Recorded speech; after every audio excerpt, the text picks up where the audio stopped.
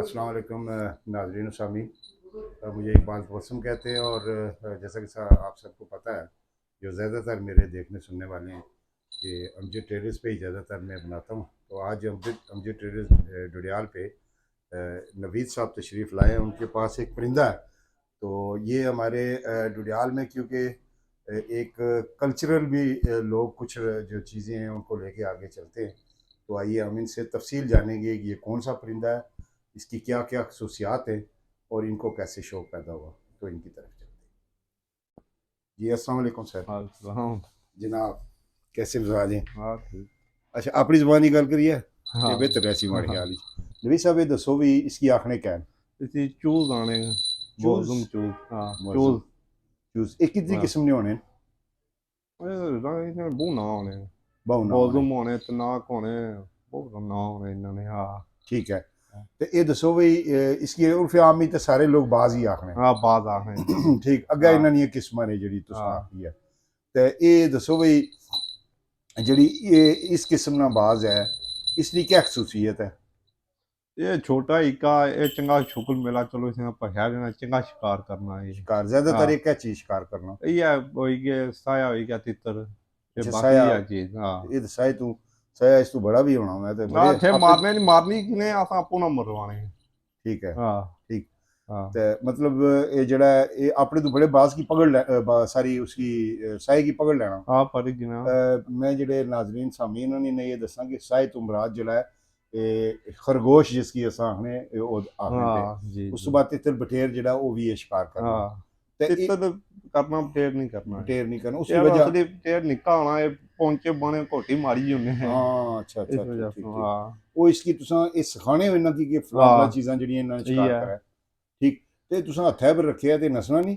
ना हिली गया हूँ चाहिए चाहिए कोला कीता ते हाँ जिसलै तुसा इसकी शिकार आस्तै छोड़ने हो जी उस तो बाद ऑटोमेटिक आके तुसा ने ये हत्थै मुड़ी बैठना गोश्त दसने असें बूटे पर आई जाना ठीक हाँ लालची होया ना फिर हम ऐ नहीं मित्र बनने हैं हाँ हाँ वैसे कदे इस तरह होया कि जेह्ड़े बाज होने ने इन्हें किस जिन्ना सिखाया होना जी कि ये उन्हां नाल नाराज हो जान बिटरी जान जनाब ये बिटली ते नसी जाने जान ते पुराने नहीं मारे जे नसी जान हाँ असीं नसी जाना कोई इस कई तरह बारी बूटे बनाना लेना नहीं औखा करी जाना बंदे की ठीक हाँ सही है तो तुसा बड़ा शिकार इसका किया हुआ ये तितर ज्यादा और किज नहीं तितरा ठरका इसे तितरां हाँ एह्दा तितरां शिकार तितरा करना ये होया तितरा में छूंगी यार ठीक है तो तुसा हाँ कदों ना शौक है? मैं आने हुए कोई 13-14 साल अच्छा है हुने हाँ होए 13-14 हाँ साल हाँ ठीक हाँ हो गया जी है मैं ते जेह्ड़े आने बुजुर्ग 13-14 साल दे होने ना ये होने न हाँ ये ना समझे भाई हाँ ये कोई हाँ मतलब है कोई 10 साल हो गए ये होने न। हाँ अच्छा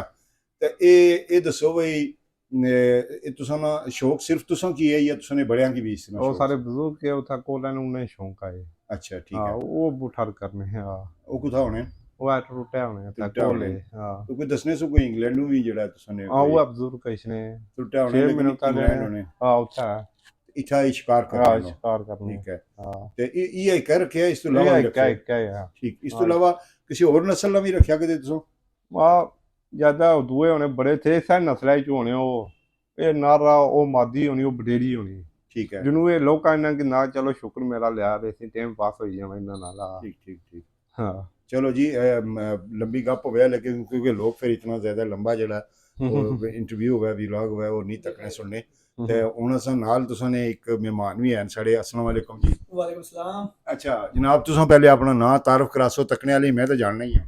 हाजी मजीद ना या समोर कारे वाले जनाब ठीक है तो इसलै कुत्थै होने हो? इस वेले बने हैं बर्मिंघम बर्मिंघम होने बर्मिंघम होने जी ते तुसां भी है शौक इसना? असल में शौक था जी ये अच्छा सारे दोस्त है भाई है ठीक है जी हाँ ते कदे आपे शिकार कीता है?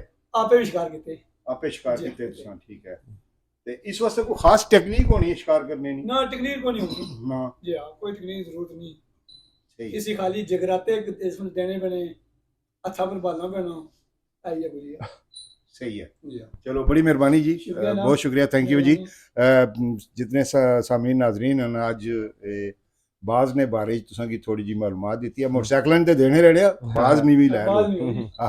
ते दुआवां याद रखिए अल्लाह हाफिज।